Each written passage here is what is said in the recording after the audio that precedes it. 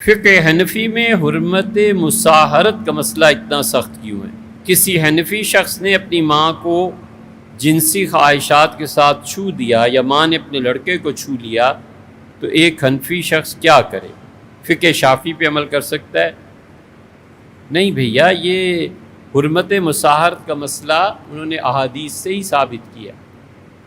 ہاتھ سے چھونا تو بڑی بات ہے، مسئلہ اس سے بھی سخت ہے، اور خاص طور پہ بہو اور سسر کا مسئلہ جو ترمذی میں آتا ہے، حضور اقدس صلی اللہ علیہ وسلم فرمایا وہ اس سے بھی سخت ہے۔ لیکن اب کیوں اتنا سخت ہے؟ یہ تو حضور صلی اللہ علیہ وسلم سے پوچھنا چاہیے۔ جہاد اس سے بھی سخت ہے، ایک دوسرے کو قتل کرنا، پھر اس پہ بھی کل اعتراض ہونا چاہیے کہ یہ اتنا سخت کیوں ہے۔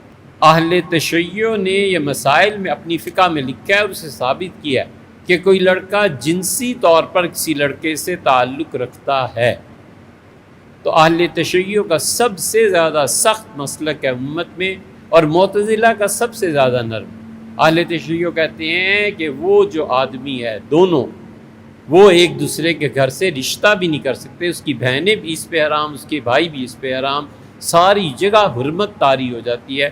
وہ تو اتنے سخت ہے، اب ان سے بھی پوچھ لینا کہ یہ مسئلہ آپ کے یہاں کیوں اتنا سخت ہے۔ اب معتزلہ کی بات چھوڑو اس کو، ولیعذ باللہ۔